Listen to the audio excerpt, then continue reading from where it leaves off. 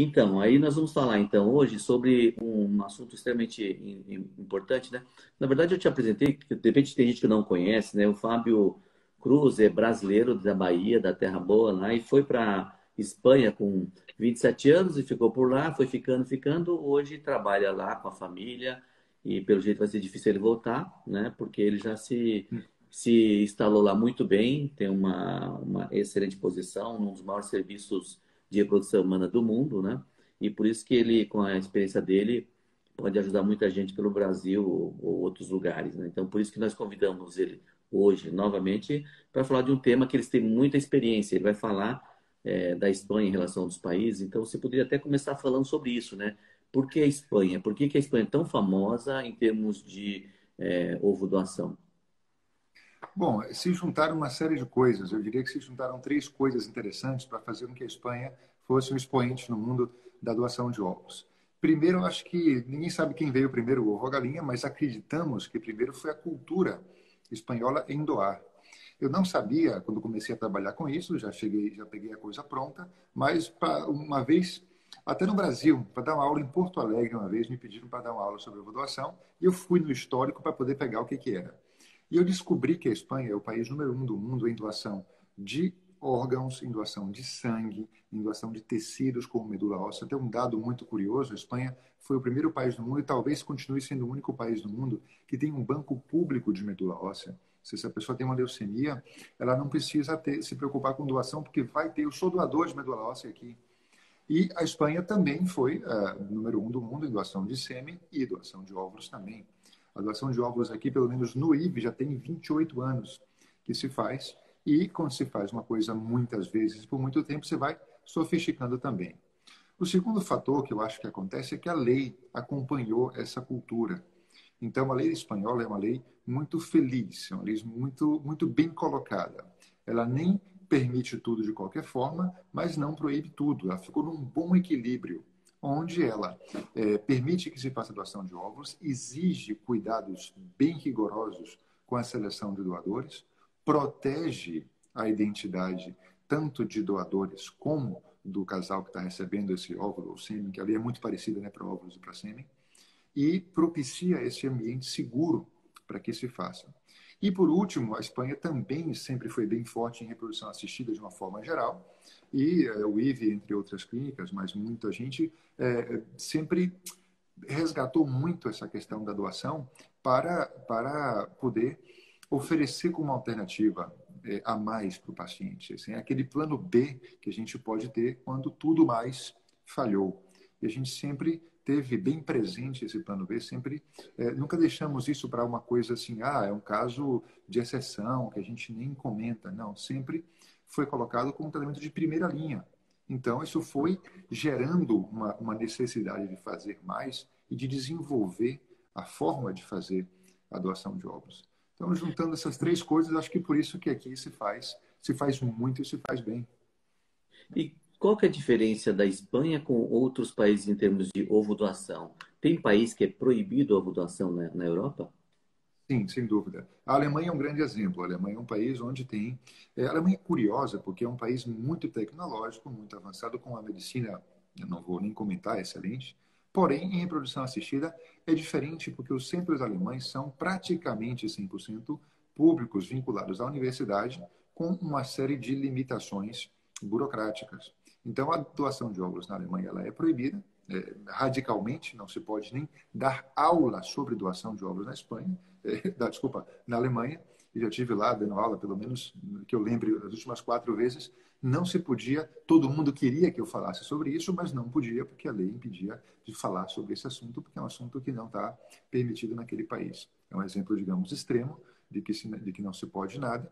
E outros países, eles vestem a proibição de uma outra forma, como é o caso da França, que eles quiseram dificultar a vida da doação de óvulos, eles começaram a aumentar o nível de exigência e começou a pedir que uma doadora de óvulos tivesse no mínimo 3 filhos e que depois tivesse que contar para o bebê que foi com doação de óvulos, coisas que foram começando a, digamos, minar e dificultar ao ponto de que praticamente hoje não se faz na França, embora não seja proibido, mas não deixa se fazer. Então, com isso, com essa dificuldade que tem nos outros países, Então, muitas pacientes acabam indo para a Espanha, não? Sem dúvida. É uma coisa, uma rota bem clássica, né, do turismo reprodutivo, que a gente fala, turismo da medicina, se Uhum. faz muito e estamos acostumados e nos desenvolvemos para poder receber pacientes de fora. Ou seja, a gente calcula que mais ou menos hoje 60 e... Vamos colocar dois terços. Dois terços das nossas pacientes de doação de óvulos vêm de fora do país. Então, claro, como tem muita doadora sobrando aqui, podemos até receber gente de fora para consumir esses óvulos. E é mais da metade. Mas são doadoras que vêm de fora para aí ou receptoras que vão para aí? Receptoras, receptoras. As doadoras não costumam viajar para fazer uma doação. Existem pessoas estrangeiras vivendo aqui que doam também, mas não, eu falo das pessoas que vão receber os óvulos. Sei.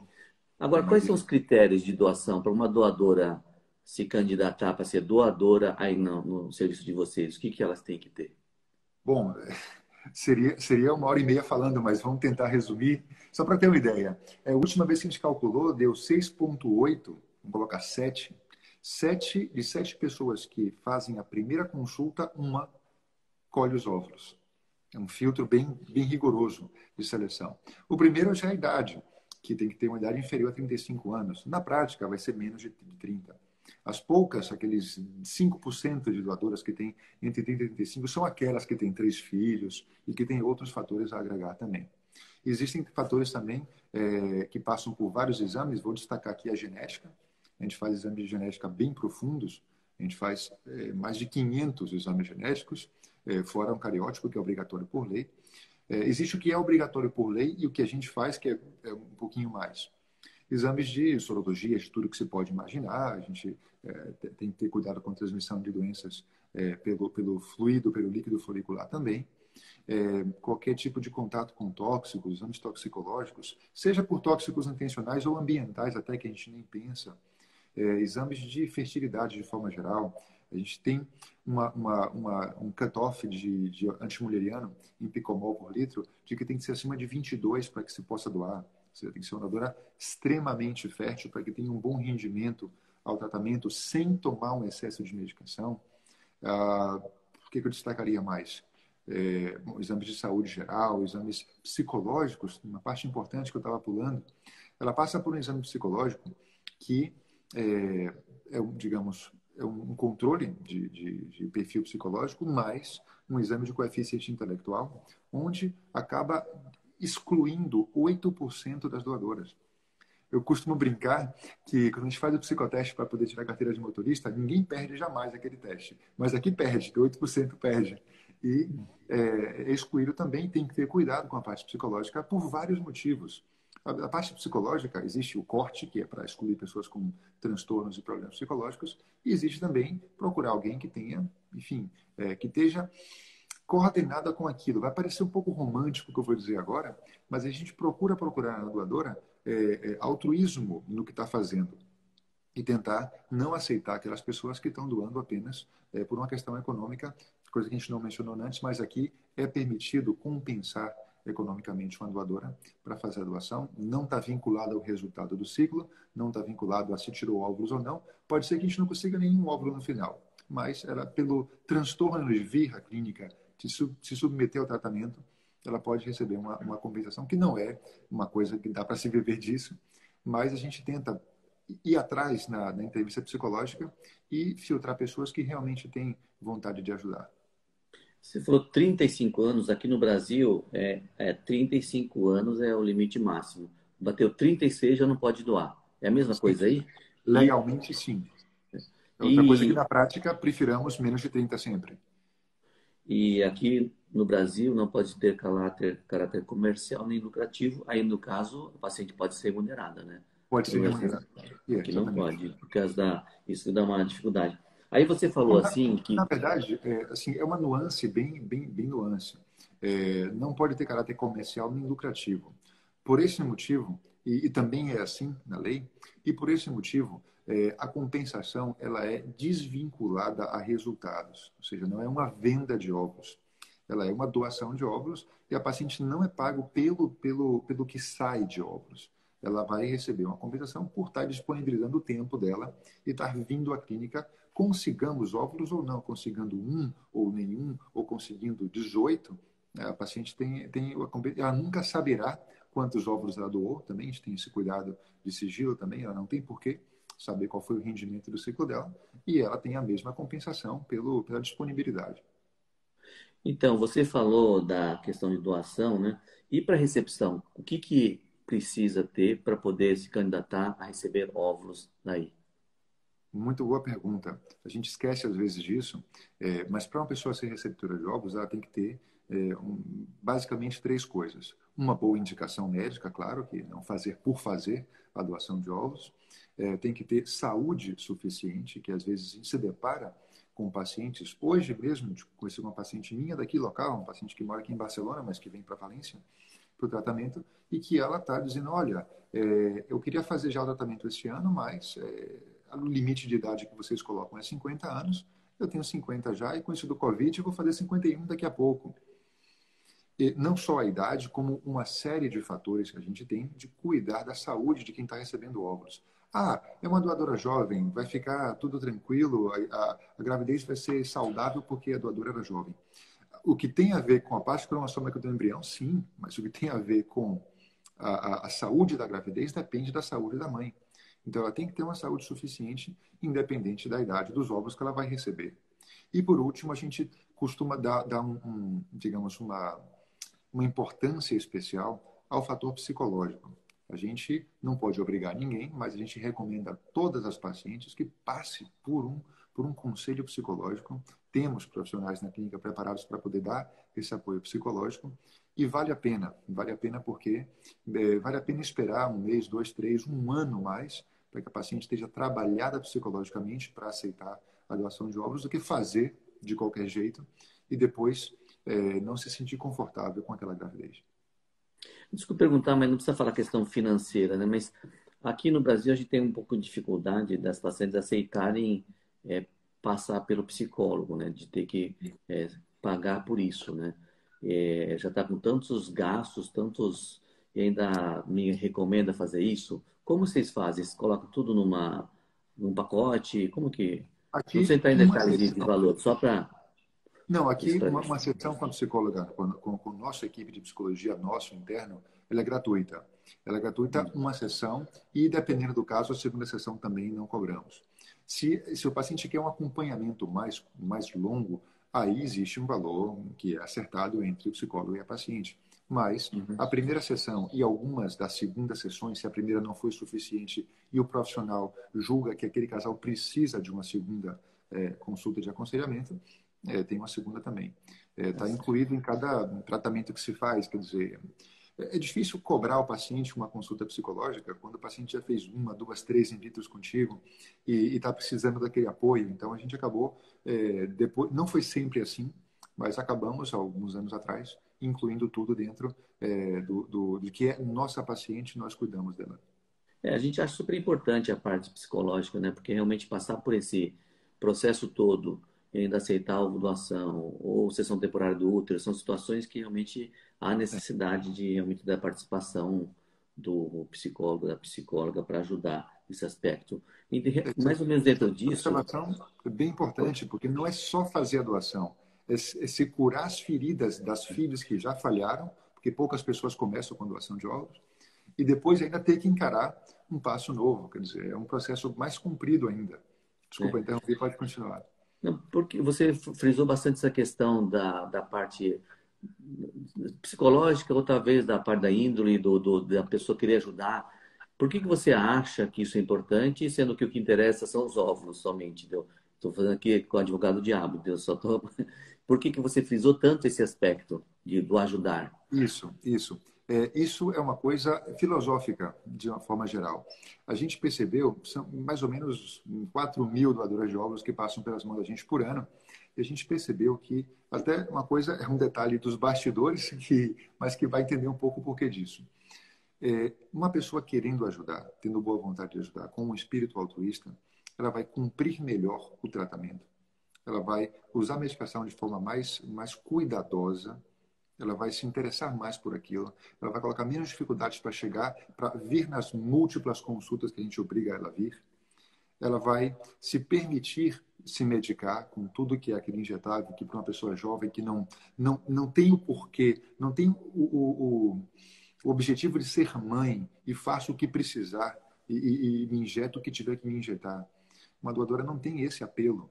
Então, ela tem que ter alguma coisa que motive ela, porque quem está fazendo por fazer costuma errar a medicação, faltar o dia da consulta, chegar atrasada, não se comprometer com aquilo e, logicamente, temos piores resultados, mais dificuldade para a equipe em tratar com aquela doadora e piores resultados finais. A paciente não sofre esses resultados porque aquela doadora com resultados subóptimos, ela é excluída e acabou.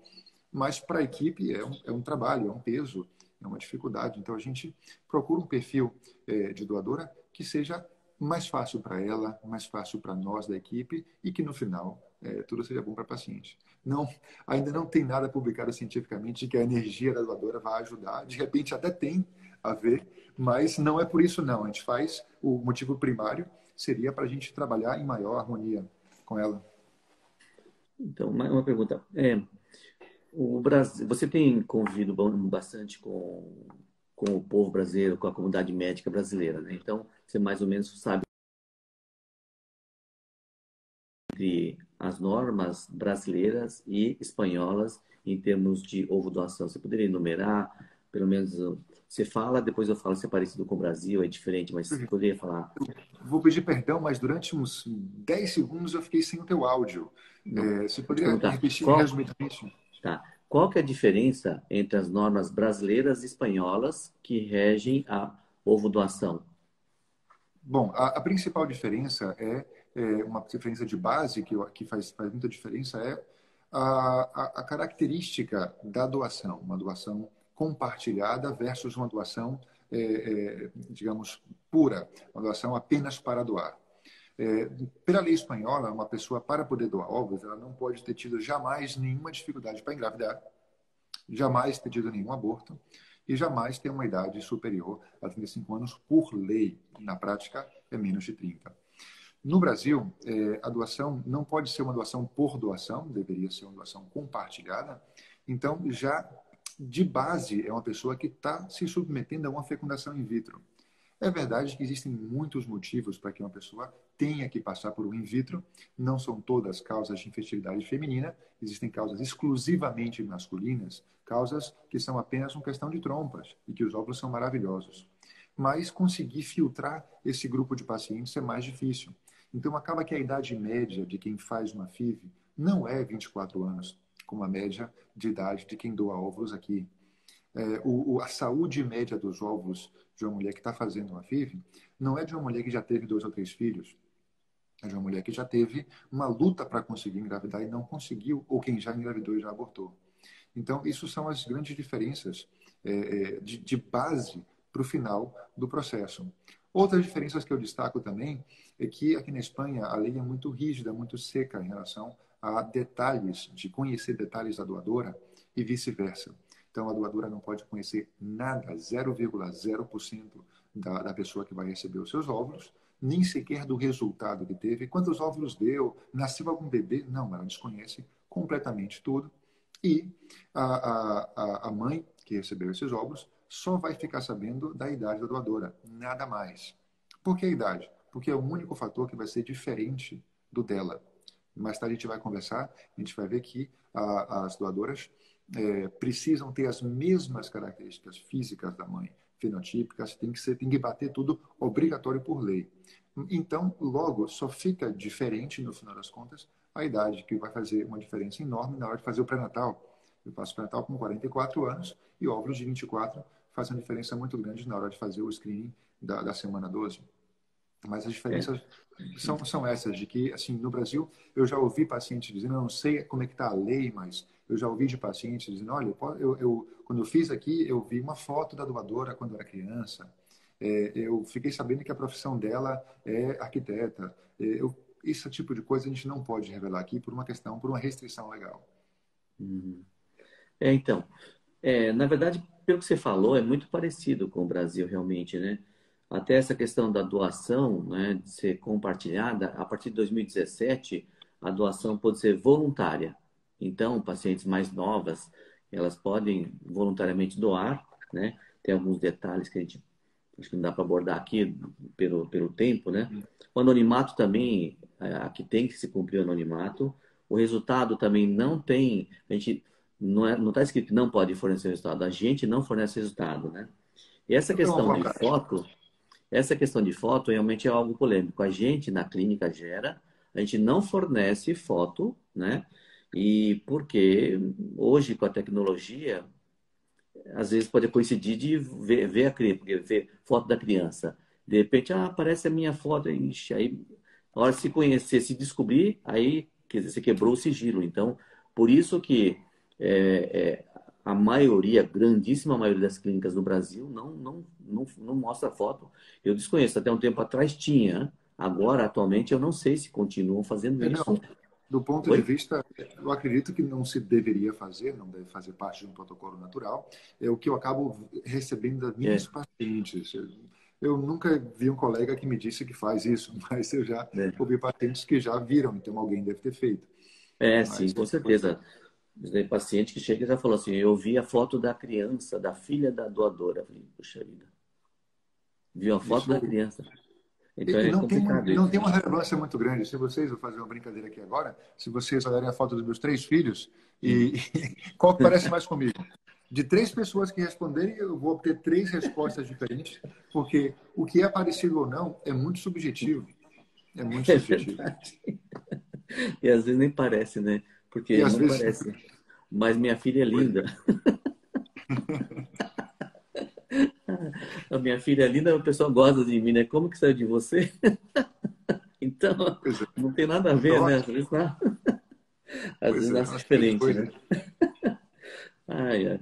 Aí, aqui tá, tem uma mulher que falou aí, né, de 53 anos, aí você já falou, né, que 53 anos, aqui no Brasil, até 50 anos, mas é possível, até 53 anos, vai depender se a mãe tem boa saúde, né, a futura mãe tem boa saúde, e se o obstetra arcar com os riscos do pré-natal, também pode receber óvulo. Eu não sei se Isso aí é, na isso Espanha é Isso é igualzinho aí. imprescindível. Não, aqui, na verdade, não tem detalhes. Cada clínica tem digamos, o livre-arbítrio de fazer o que quiser. Na verdade, não está na lei os 50 anos, é uma convenção da Sociedade Espanhola de Fertilidade, não está dentro, escrito em nenhuma lei, mas na prática não fazemos.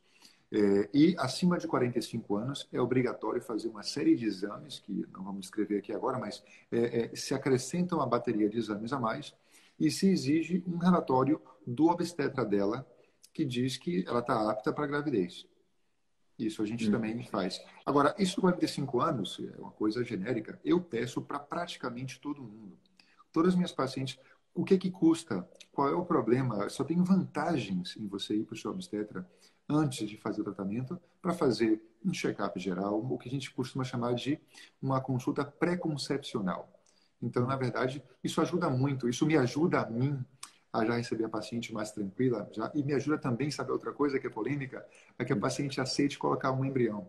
Aqui a gente faz Hum, 91% das vezes single embryo transfer. Só hum, transferir um embrião e as pacientes costumam me pedir para colocar dois muitas vezes. Então, se hum. eu envolver o obstetra da paciente, só pergunta para o teu obstetra se ele quer te acompanhar em uma gravidez única ou dupla. 95% dos obstetras vão dizer que preferem uma gravidez única e falamos a mesma língua e abrimos os olhos das pacientes para o risco de uma gravidez gemelar numa idade avançada que costuma ser a idade que recorre à doação de óvulos. Então, isso de falar com o obstetra antes para poder avaliar os riscos, eu acho que é uma boa prática para todo mundo, não só para quem está numa idade muito mais alta. Num programa de ovulação, existe uma diferença entre transferir embriões a fresco ou congelado ou produto de óvulos a fresco ou de congelado? Você poderia falar sobre isso? Sim, sim, sim. A gente me lembra quando a gente fez o primeiro trabalho, e o primeiro trabalho da Ana Cobo, quem trabalha com isso vai conhecer a Ana, que foi a pioneira na vitrificação, que é a congelação moderna dos óvulos. Os óvulos do banco versus os óvulos frescos tinha uma diferença de 2%. Naquela época, foi publicação de não sei se foi de 2010, já tem bastante, 10 anos já. Naquela época, a gente tinha 50 versus 52% de gravidez colocando um embrião.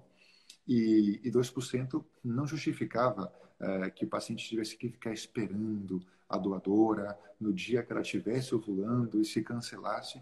E a gente começou a usar majoritariamente, a partir desse estudo, o banco de óvulos como principal fonte. E vai ser a fresco a doação quando der a coincidência de acontecer. Hoje em dia, estimamos que essa diferença ela é zero, não tem diferença nenhuma. E congelar embriões para colocar os embriões depois é uma prática que eu só vejo sentido nessa época atual de postergar, digamos, a Uhum. gravidez, ou para pacientes que vêm de fora, que aqui é muito comum, vem um casal da Alemanha, faz a consulta comigo, naquele mesmo momento congelamos o sêmen do marido e eles voltam para casa, a gente faz os embriões e ela volta só para receber o embrião, para minimizar o tempo de espera fora do país dela. Mas fora dessa questão, a gente costuma trabalhar com os óvulos do banco, congelados, vitrificados, o sêmen, que pode ser fresco ou congelado, tanto faz. E a tecnologia de vitrificação hoje em dia diminuiu ao ponto de praticamente zero a diferença entre usar frescos ou congelados. Trabalhamos indistintamente com as duas fontes. Então, quer dizer, o casal pode ir para o serviço, não precisa do marido na frente para preparar fazer o embrião, para congelar novamente, para depois transferir. Já vai no mesmo tempo. Isso, tem várias modalidades. Então, assim, como a maioria dos nossos pacientes vem de fora, o modelo europeu mais clássico é que os pacientes vêm para a primeira consulta presencial, que para eles não custa nada, é um voo de 2 horas e pouquinho. Você está em qualquer parte da Europa, você está aqui em Valência. Fazemos a consulta, aproveitamos aquele momento para congelar o sêmen. Já é uma prática tão comum que congelar o sêmen já não tem nem custo, já faz parte do pacote mesmo, que todo mundo faz. E os pacientes retornam para casa. A gente vai preparar o endométrio dela para receber o embrião como se fosse uma preparação para receber o embrião congelado. Porque a gente vai cronometrar tudo e fazer os embriões no momento para encontrar. Então, assim, é uma maneira de fazer, de minimizar realmente o tempo que aquele casal está aqui. O casal vem uma vez, na segunda vez pode vir a paciente sozinho, se o marido não puder vir. E ela passando aqui 2 dias é mais do que suficiente para estar com tudo feito. Quem não veio do começo e que fez tudo online, e que só vai chegar pacientes do Canadá, que hoje eu falei com 2 do Canadá, do Brasil, etc. Quando vem o casal junto e tem que esperar aqueles 5 dias para criar o embrião. Então acaba sendo uma viagem de uma semana, mas é uma só, não são 2. Desculpa perguntar uma questão técnica, porque tem um colega que perguntou, médico, né? Como é feito o preparo de endométrio para ovo doação? Sim, é um preparo muito parecido com o preparo para uma transferência de embriões congelados, etc. A diferença é que eu preciso de segurança para trabalhar, principalmente com o perfil de paciente que eu tenho, que é um paciente que vai programar a viagem com muito tempo de antecipação, que não pode mudar a data porque, mudou a data e desprograma tudo, que vem de longe. Então, eu costumo bloquear a hipófise com agonista de NRH. Não faço isso para paciente local porque não precisa. Se a paciente tem uma ovulação de escape, cancela e começa de novo. Mas para quem vem de fora, eu costumo bloquear e fazer a preparação também. A fonte de estrógeno, eu gosto muito do estrógeno transdérmico, porque evita a primeira passagem hepática, é um pouco mais direto, a absorção é mais livre, mas alguns países têm, outros não têm transdérmico, a gente também usa oral. Mas a maior parte a gente usa estrógeno transdérmico. Uhum.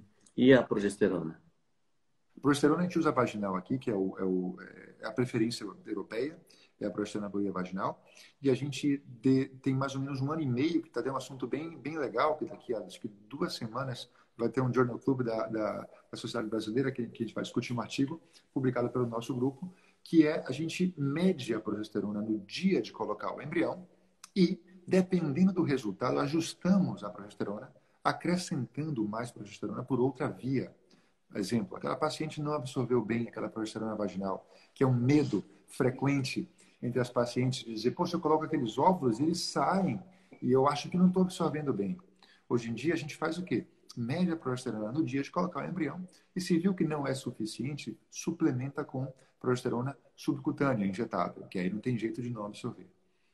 A gente não condena todo mundo a se injetar, mas individualiza para aquelas que precisam. Com a injeção, se compensa e tem uma chance de gravidez muito boa. Qual que é a porcentagem de ciclos com ovo doação em relação à porcentagem de ciclos feito de fertilização in vitro ou ICSI? Qual que é a razão No assim? nosso, no nosso serviço, é mais ou menos 60-40. 60-40, 60 de ICSI e 40% de doação de óvulos. Nas minhas pacientes, Fábio, é 60-40 ao contrário. É 60 de doação de óvulos e 40 de FIV, porque eu acabo lidando mais com pacientes de fora do país. Mas é mais ou menos metade, um pouquinho mais de FIV ainda. Não sei se você quer responder ou não, mas tem um colega que está perguntando sobre o teste de ERA, né? Se faz, não faz. Não sei se você quer falar sobre isso. Bom, sim, rapidamente, o ERA, eu tenho muito carinho pelo ERA. O ERA foi criado pelo Carlos Simon, que é um grande mestre e colega. Eu atendi a vida inteira no consultório que era ao lado do Carlos. Então, todos os primeiros ERA eu estava lá ajudando ele, segurando na mão para fazer também. E o ERA foi feito para pacientes com falhas de implantação. Não foi feito para todo mundo fazer. Então, a gente usa o ERA como uma ferramenta maravilhosa, mas não indiscriminadamente para todo mundo. Usamos o ERA quando a gente já transferiu embriões de alta qualidade e não deu certo. Por que não deu certo? Pode ser por culpa do endométrio? Pode. Vamos fazer o ERA. Mas, de primeiras, não fazemos de rotina. Fazemos quando temos dúvida do endométrio. Mas tem muita gente não, tem vários trabalhos que não chegaram à conclusão disso, né? Que deve ser usado. Por isso que eu falei, se você quer falar ou não, né? Porque é meio polêmico isso, né? Então, por Bom, isso que eu até... estão se publicando, estão se publicando. Se esperar mais 6 meses, eu acho que tem mais respostas, que eu sei que está no forno aí, vários trabalhos. Na verdade, que o colega insistiu várias vezes, perguntou aí, por isso que estou falando, mas é uma questão bem polêmica isso, né? Não, é uma Agora, ferramenta maravilhosa, mas para usar de forma... Eu acho que tudo na vida tem que usar de forma individualizada. Então, tem muito lugar para fazer o ERA, mas não é para ninguém, nem é para todo mundo, é para quem precisa. agora, uma coisa importante, aqui no Brasil, né, a gente tem uma fila de espera muito grande, né? Porque aqui no Brasil as regras são bem rígidas também. Você não pode comprar nem vender óvulo, tem que ser de maneira altruísta, você não pode ter qualquer tipo de recompensa, nem pelo tempo dela, nada, né? Então, é complicado realmente ter Eu doadoras, né? tenho uma curiosidade. É permitido comprar de outros países. Então, Curioso. aí, E não pode pagar para paciente, por que não? então, aí o que tem acontecido aqui no Brasil é que tem pacientes que têm preferido comprar óvulos do exterior, então a gente importa, ou espermatozoides também, então a gente tem isso, mas no Brasil mesmo as pessoas não podem ser remuneradas por isso. Assim é a regra, assim a gente faz, mas realmente causa uma certa dificuldade de a gente ter. Então, a grandíssima maioria das clínicas tem dificuldade de ter doadoras. Realmente tem dificuldade. Aí tem uma lista de espera, né? Normalmente tem espera mesmo. E aí, como que é a espera aí na Espanha? A espera é nula, né? A disponibilidade é imediata. Nas nossas clínicas da Espanha, temos um banco de óvulos já nacional. O banco de óvulos hoje ele é fluido, é como um banco de dinheiro. Assim, o que eu tenho de óvulos no banco de Valência, se a minha clínica da Galícia precisar, eu mando para a Galícia. Se a minha clínica do País Basco tiver um óvulo de um tipo que eu não tenho, ele vem para cá. E não tem assim um banco unificado, então não tem nenhuma lista de espera. Valência ainda é o maior banco, mas trabalhamos coordenados.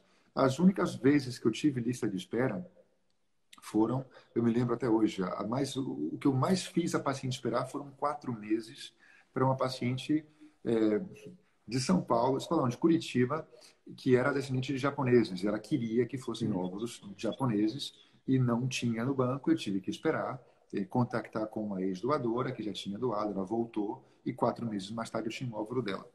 Mas assim, estando na Europa, se a gente procurar subtipo físico caucasiano, de raça branca, clássico europeu, vai ser muito fácil e a espera vai ser zero. Agora, precisamos de um subtipo asiático, precisamos de um subtipo árabe. No árabe até tem bastante aqui na Espanha, mas negro puro, tipo pacientes angolanos que não queriam mulato, queriam negro puro.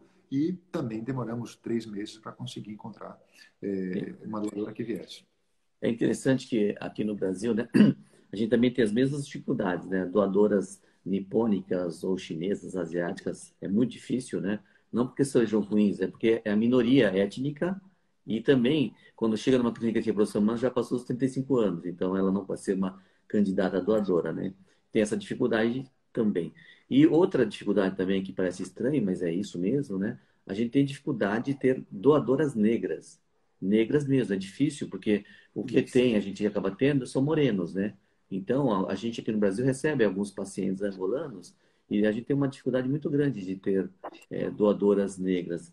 É algo que as pessoas nem esperam que tenha essa dificuldade, porque no Brasil tem bastante negros, né? Principalmente na sua terra tem bastante, né? Mas aqui em São Tem. Paulo, Salvador e Rio são os campeões. aqui em São Paulo realmente a gente tem essa dificuldade, né?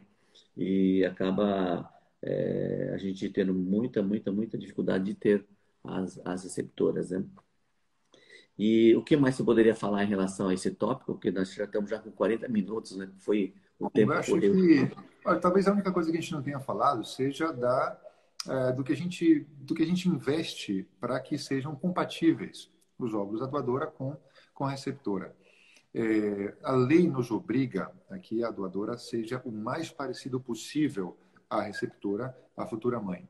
E é enviado um questionário com valor legal, onde a receptora tem que preencher com as características físicas dela. Não é uma escolha de óvulos. Lá vai ter cor dos olhos, cor dos cabelos, textura do cabelo, liso, ondulado, etc. Altura, peso, cor da pele, grupo sanguíneo, complexão física mais fina, enfim, tudo isso vai ser colocado, mas não é um papel onde eu escolho como vai ser a minha doadora. É um papel onde eu represento como eu sou e a minha doadora, logicamente, tem que estar compatível comigo. Normalmente, cumprimos 100% desses fatores, tirando exemplos, assim, que eu até lembro hoje, tem uma paciente minha que até tem 3 filhos já dessa doação de óvulos, mas uma paciente holandesa com 1,87 m, ela e ele, 2 metros. Eu falei assim, poxa, eu vou cumprir tudo que está aqui, mas esse 1,87 m eu não vou conseguir cumprir porque eu não tenho doadoras de 1,87 m e acabou sendo de 1,77 m. E eles se conformaram porque com os 2 metros do marido, no final das contas, não vai ter problema. Mas tirando exemplos assim tão pitorescos como esse, todos os fatores dá para cumprir 100% pela abundância do banco de óvulos que a gente tem. Isso é o que é obrigatório por lei, isso é básico e obrigatório. Além disso, o que a gente faz são 2 coisas mais que são extra. Um é um scanner facial, que a gente faz um programa de reconhecimento facial. Eu brinco dizendo que é como se fosse Siri, que reconhece a gente para poder desbloquear o telefone ou fazer um pagamento. Mas é um programa muito similar, que o que faz é medir detalhes da face. Não olha cores, não olha... O cabelo também não entra, porque está descrito por outro lugar, mas distância entre os olhos, nariz, tamanho, boca, forma do rosto, uma série de detalhes que são, de forma objetiva, transferidos para a procura da doadora que tem que bater. Porque como a gente fazia antigamente, era subjetivo, é o que eu falei dos meus filhos, quem parece mais comigo? Esse, o outro, ou nenhum, depende dos olhos de quem vê. Com um programa mais sério, dá uma segurança maior de que realmente a doadora se parece mais com a receptora. E por último, e esse sim é um extra de verdade, que tem até um custo adicional, etc., que é o programa de matching genético, o famoso teste de compatibilidade genético, que a gente já tem feito a parte da doadora, mas que a gente muitas vezes convida o casal para fazer a parte do marido e fazer um matching genético, evitando encontro de doenças monogênicas em homozigose. Isso, hoje em dia, mais ou menos 60% das pessoas fazem, 40% não. A maioria das pessoas que são, assim, os casais que são médicos, que entendem um pouquinho mais de genética, acabam fazendo pela tranquilidade que isso dá. Agora, uma pergunta que está se repetindo várias vezes aí, é assim, a irmã pode ser doadora de óvulo aí Não, na de forma Espanha? alguma. Isso é totalmente proibido, porque, se não me engano, é o segundo parágrafo da lei já coloca que a doação tem que ser anônima e bilateralmente anônima, ou seja, ninguém pode saber quem é a doadora.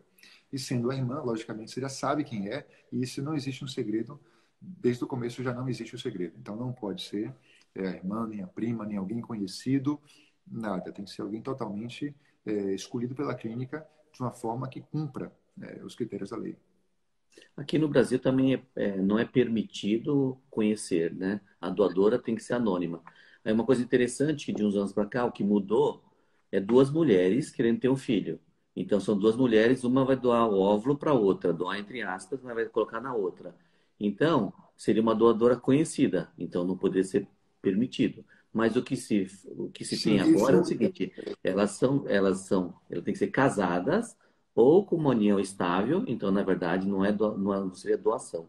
Então, é daí que é possível, sim, colocar o óvulo de uma mulher, fazer o embrião e colocar dentro do útero da outra mulher. Deve ser a mesma coisa aí na Espanha. Isso, sim, aqui também é permitido, foi aprovado recentemente. Antigamente era feito por liminares que iam e pediam e aprovavam, e agora já é totalmente legal, desde o princípio. A gente chama método ROPA, que é uma sigla para recepção de óvulos da pareja, que é da parceira. Esqueci a última letra. Mas, enfim, é a única modalidade onde se conhece a doadora, porque é um casal. Existem também restrições, quer dizer, tem que ser um casal casado legalmente, não pode ser uma união recente, tem que ser realmente uma união totalmente estável, documentada, que costuma ser quem procura ter filhos, né? Mas uma última pergunta, na verdade a gente não pode falar da questão de preço, não pode falar de valores e tal, né? Mas só para ter uma ideia, né? Em relação a uma fertilização in vitro normal e uma doação, né?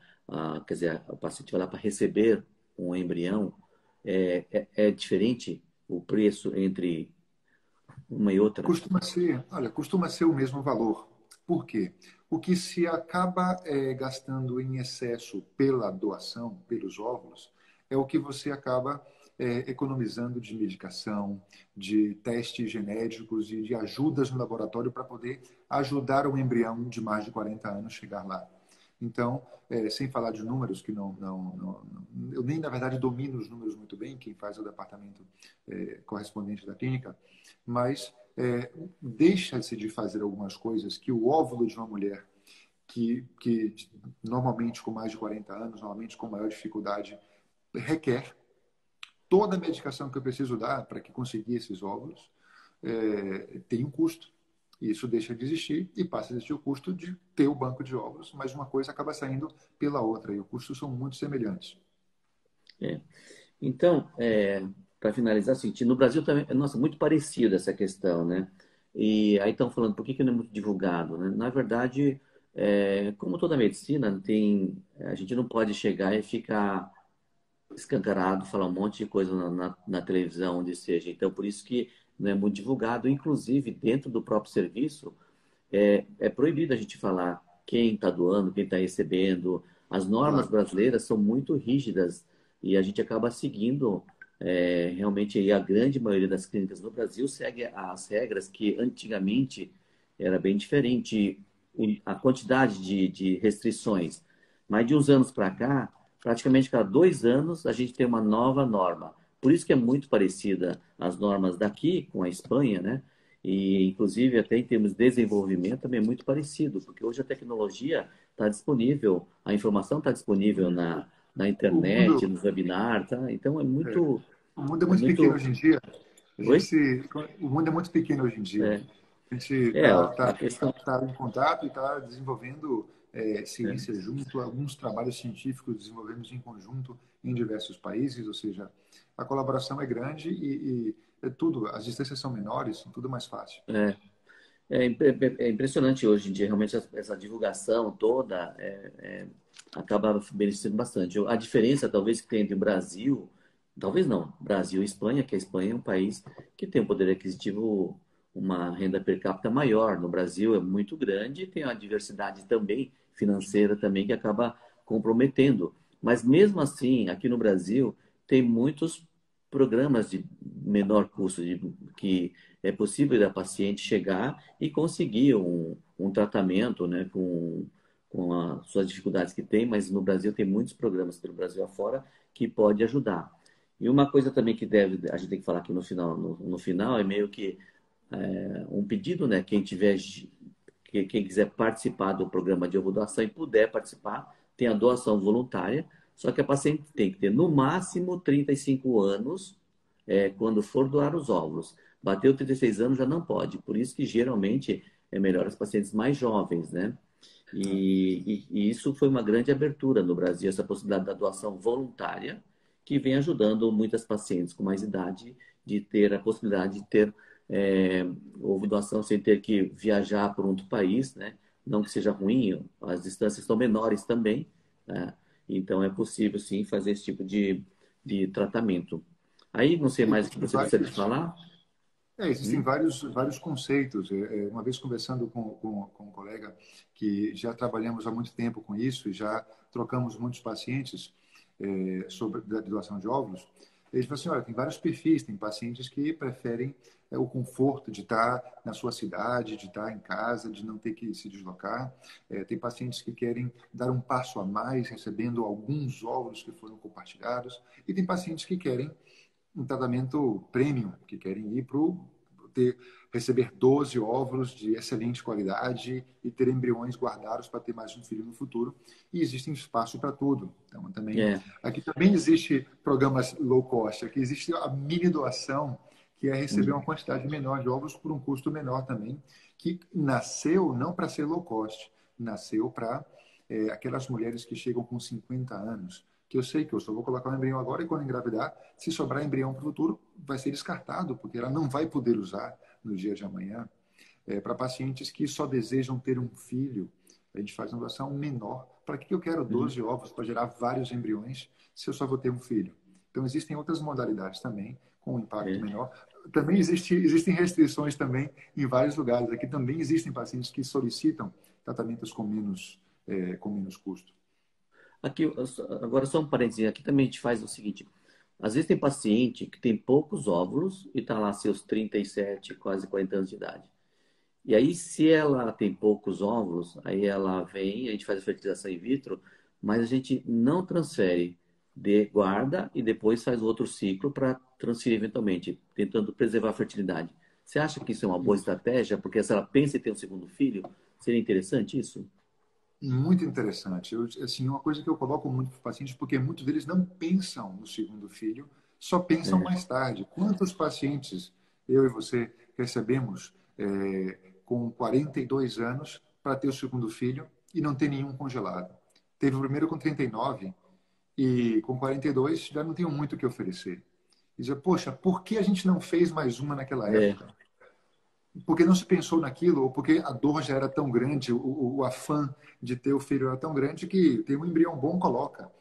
E uhum. outras pessoas são mais prudentes e estão pensando no futuro, ou estão aceitando as recomendações da gente de ser mais generoso em ter mais para poder guardar para amanhã. É, o nosso Mas curso de pós-graduação. Oi? não é uma Não falou excelente que observação. nosso. Oi? Poxa, fala. Não, não, é que isso. Você falou que é uma excelente observação essa de que É. É. tem que pensar no futuro. A gente tem ensinado isso para os nossos alunos ginecologistas que estão fazendo o nosso curso de pós-graduação, para fazer tratamento de fertilidade, a gente fala dessa estratégia, né? Porque a paciente está tão nervosa, quer tanto ter o filho, que não pensa que quer ter o segundo filho também. Então a gente chega e fala ao paciente, ó, se você quer ter um segundo filho, seria aconselhar você preservar a fertilidade para você ter a possibilidade de ter um segundo filho. E aí, geralmente, a paciente acaba acatando e fazendo, usando dessa estratégia e algumas têm tido o sucesso de ter o tão almejado segundo filho, né? E o que mais que você gostaria de falar? É um tópico tão interessante, um monte de gente perguntando aqui e um monte de gente também assistindo. Então, porque na verdade, hoje em dia, a gente acaba fazendo muito tratamento de ovulação. E, conforme a gente ressaltou bastante aqui, é sempre de modo anônimo e a gente sempre respeita o sigilo médico. Eu costumo falar para as minhas pacientes, né? Se eu encontrar você numa festa, eu não vou te cumprimentar. Não é porque eu sou mal educado, não. Porque como o pessoal sabe que eu faço reprodução humana, se eu for te cumprimentar, pode ser que a pessoa, ó, então conhece da onde, né? Não, então a paciente vem me cumprimentar, que eu cumprimento. Não é que eu sou japonês quieto, não, né? Mas é que eu procuro ser discreto, né? Isso é Senão, verdade. Uma vez ocorreu uma coisa curiosa comigo. Eu tinha um paciente que ele trabalhava na televisão, não famoso nem nada, mas assim, trabalhava na produção. E um dia vieram gravar uma entrevista na clínica e ele chegou e estava coordenando o pessoal da câmara e ele veio, falou comigo e naturalmente nos cumprimentamos. O chefe dele olhou para ele e falou assim, você se conhece da onde? Aí, rapidamente, eu falei, jogamos tênis juntos. Ah, tá bom, tudo bem. Ficou por isso mesmo. Depois ele me ligou, me agradeceu por não ter entregado a coisa. ele tem que tomar cuidado. A gente que faz reprodução Tem. humana, a gente entende que o sigilo é importante, ninguém está escondendo nada de ninguém, mas é Não, importante preservar a paciente, o casal, né? É importante essa descrição, porque é para o resto da vida. Se uma informação sai, nossa senhora, é uma catástrofe, de repente é coisa de novela. Então a gente realmente tem que ser muito não, cuidadoso sempre, né? o sigilo ele é unilateral. Se você não É, contou para ninguém e um dia contou para duas pessoas, tudo bem, você não pode nunca contar para as pessoas e apagar a memória e voltar, não. Então tem que ser uhum. sempre preferível partir do sigilo e mais tarde você pode ir contando também. É outro tema que daria para uma nova conversa de 1000 anos, se deveria contar ou não depois para o filho ou filha, quando contar, em que idade. Que aí eu É. convidaria uma minha colega, que é a psicóloga daqui da nossa clínica, para poder falar sobre isso, que tem uma grande experiência. Existem formas de fazê-lo melhor e mais bem feito também. Mas aí é uma Isso é outra história. interessante. Se de repente ela quiser a gente marcar um dia para falar sobre isso, né? Só que ela vai falar espanhol, né? Eu não sei se o português dela está muito bom, não. Vamos ver. Aí vai ser mais difícil, né? Mas foi super bacana isso, né? E é importante também saber que se por acaso a paciente precisar da ajuda, hoje é muito comum a gente ajudar o colega do exterior, a gente ajudar um colega de outro estado. Então é muito comum isso, né? Porque as distâncias são longas, apesar de que a passagem de avião está mais em conta, mas tem todo um tempo. Então hoje é muito comum ter essa parceria, como o Fábio falou, entre as diversas clínicas, diversos profissionais. E eu mesmo estimulo isso, porque nos nossos cursos que a gente faz, a gente forma um monte de ginecologista que faz reprodução humana. Depois eles vão para o Brasil afora, eles podem ficar nossos parceiros, podem ficar parceiro com o laboratório próximo, ou eventualmente até do exterior. O importante, acho que é dar uma melhor assistência possível para a paciente de forma competente do que achar que a gente consegue tudo. Não, a gente faz o nosso serviço e a paciente que tenha o melhor possível. Você queria falar mais alguma coisa para a gente finalizar aqui? Não, Foi um excelente. papo bem longo, hein? Foi uma muito boa conclusão de que, na verdade, a conclusão acho que é essa, de que a gente tem que se ajudar em prol do paciente. E a É, decisão final tem que ser do paciente. Eu quero fazer de uma forma ou de outra. Eu também tenho limitações aqui. Aqui não existe útero de aluguel, e a minha paciente decide tentar mais uma vez com o é. útero que a gente sabe que é problemático ou ir para fora. E a gente tem que colocar as cartas na mesa e a decisão tem que ser ajudando nós, claro, o paciente, mas a decisão do paciente fazer uma coisa ou outra. E existe uma rede de ajudas e de profissionais competentes que não é assim, vá procurar onde fazer. Quando o paciente minha precisa de útero de aluguel, eu contacto diretamente com a clínica na Califórnia, que é onde melhor se faz no mundo, e já existe ela sai das minhas mãos para a mão deles, e fica uma coisa única. Como alguns colegas no Brasil me mandam a paciente, não me mandam a paciente. Eles me trazem a paciente até aqui e eu levo ela até o final. Ou seja, existe uma continuidade e por isso que as coisas estão mais próximas. Né? Beleza, Fábio. Realmente foi uma live maravilhosa. O pessoal está só elogiando aqui, elogiando. Parabéns aí pelo seu esclarecimento.